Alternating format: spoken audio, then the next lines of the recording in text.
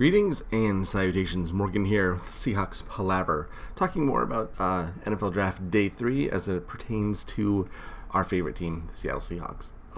They had, 5 picks, I guess, on the third day.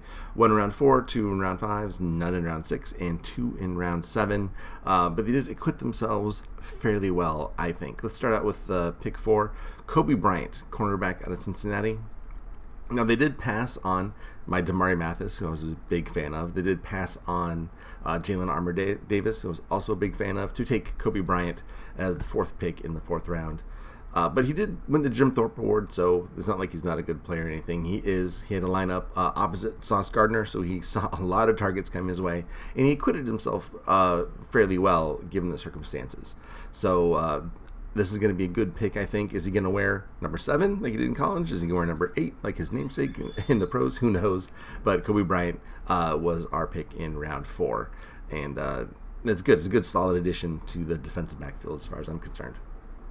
Although, would I like to see Damari Mathis? Yes. But they do kind of make up for it with their next pick in the 5th round at 153, where they take Tyreke Woolen, who is 6'4", ran a 4.26 40. He's an insanely fast athlete.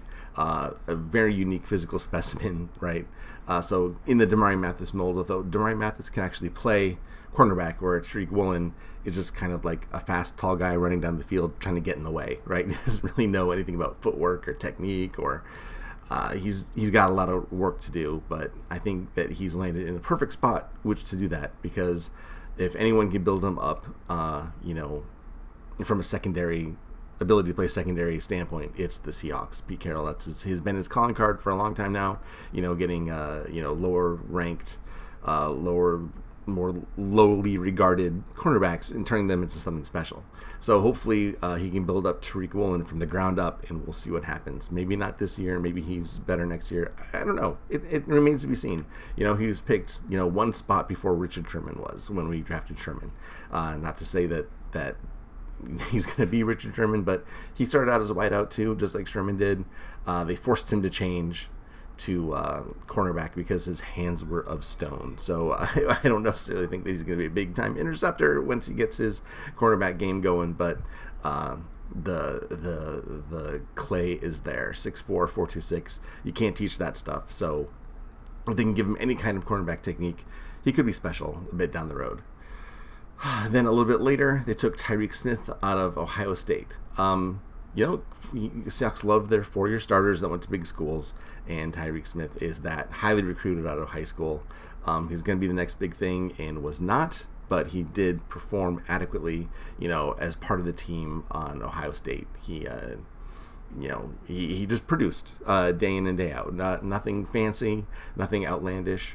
A little bit further down in the draft, the Bears took Dominique Rodgers out of Miami, Ohio, who I think is a better, higher ceiling prospect, right? He's more exciting and had the potential to be something great down the road, I think. Keep an eye on Dominique Smith. Dominique Rodgers, whereas Tyreke Smith, I think, will be solid, right? Comparing him to Boye Mafe, that the Seahawks got in the 2nd round, during a press conference, they saw Boye Mafe more playing an outside linebacker role, whereas Tyreke could play more at end as a rusher. Well, I don't know. He's light. He's like in the 250s, Tyreke Smith, which is usually kind of light for a 3-4 defensive end. So we'll see. Again, this defense is going to be super interesting this year. I can't wait to see what they do, right, with Tyreke Smith, because he's a weird size. They've gotten rid of people that size this year. They don't have Dunlap anymore. They don't have Kerry Hyder, Benson Mayowa. All those guys, your traditional 4-3 defensive ends are gone. So we'll see what they're going to do when the season rolls around. I'm very looking forward to seeing that. They skip round 6 and in round 7, 2 players that I'm very interested in. Bell Melton, a wideout out of Rutgers, profiles, I think, very similarly to Velus Jones out of Tennessee, who the Bears picked up in round 3, which is interesting because, Velus Jones is like 25. He was an older prospect. Bill Melton's younger. He was team captain at Rutgers. Did everything for them. Did some return. Was pretty well versed in the return game. his production wasn't there like Phyllis Jones's was, but again, Rutgers didn't have the greatest quarterback, so he worked with what he had, and I think he's gonna make it. I think he's immediately better than Penny Hart, let's say, right? And I think he gives Freddie Swain a run for his money. So we'll see. That'll be an interesting competition coming up. I think this was a great pick in the 7th round.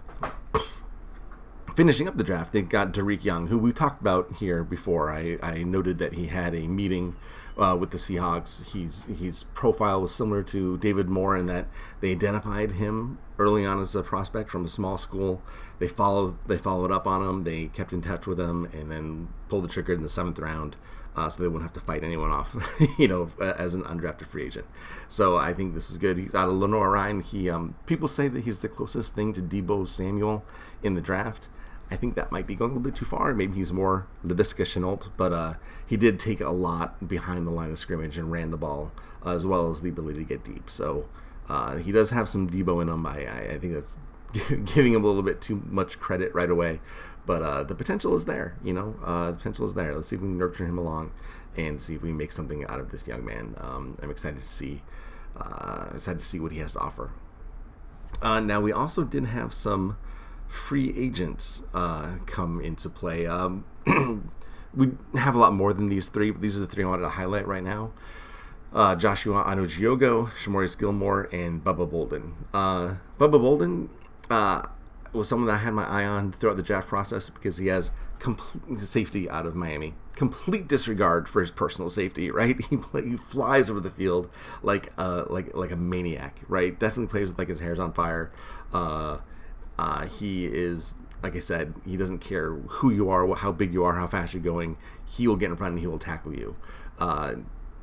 No regard for his safety or anyone around him. It's a lot of fun to watch play. And he did play some single high too, and acquitted himself okay in that position. So we'll see if that gives them some scheme flexibility later on as he performs from minicamp. I hope he can make it a dent because I've had my eye on him throughout this whole process. He's a good prospect. I'm excited that he's on the Seahawks. Shimari Skillmore, not someone I was super familiar with, but I knew that he had a top 30 visit with the Seahawks. They had their eye on him for a while.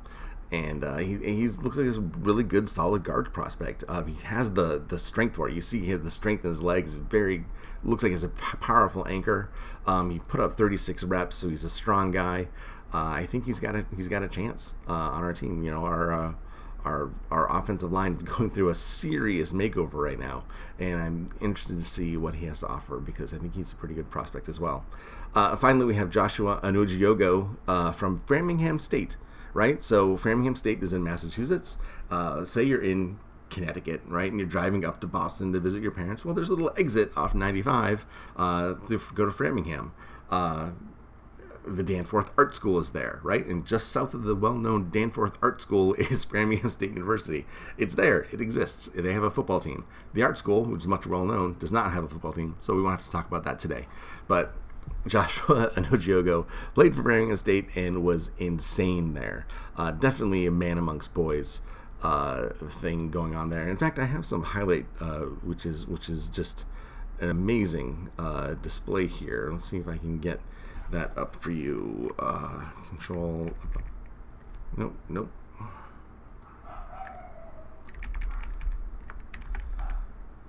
No, why is this not working? There we go. Okay, so let's look at the videotape here. Yeah, here we go. This is Joshua Anujiyogo playing for Framingham State against other people in his division. Yeah, as you can see, he totally overwhelms his opposition. There's not really much contest there. He's just a really good player. Totally, again, man against boys. Yep, and there he is, celebrating victory over his conquered opponents. That was what he had to offer. So Joshua Anujiyogo had something like 39 sacks in 45 games, complete domination of his opposition. He's in that 6'1", 250-pound range, just like Tyreke Smith is, and we will see, if his skill on the field translates. He had this really interesting, his real film. He's an expert at out leveraging his opponents, right? Like the offensive lineman would try to mirror and get in position, and he would know just when and where to hit them to knock them on their butts and have them flailing like a turtle on the back of a shell, and he'd just run past them. It was impressive, but it doesn't. I don't know if that's a move that's going to translate well into the more professional ranks, let's say. But it's worth taking a shot. He did produce a lot at that level, the Division III level, and you have to see that for a prospect from that level to come out and have any kind of success, like Ali Marpet, whatever. He's like the defensive line version of that. Really cool. So I'm very satisfied with what they did here. I'm excited. I think it's good. They maybe they could have done better a little bit, but again, these are later rounds, and who knows? I might not have taken Kobe Bryant. I might have gone Damari Mathis. I might not have taken Tyreke Smith. I might have taken Dominique Rogers, but I think I'm assuming that they know better than I do, and I'm going to defer to authority in this case because I think they did really well in this draft, and they needed to. They really needed to do well after kicking the franchise quarterback to the curb. So fingers crossed. We'll see what happens. All right, I will talk to you guys next time. Have fun and enjoy your day. Throw a comment, a like, subscribe, whatever you want to do. I would appreciate it for the algorithm. All right, take care, guys. Bye.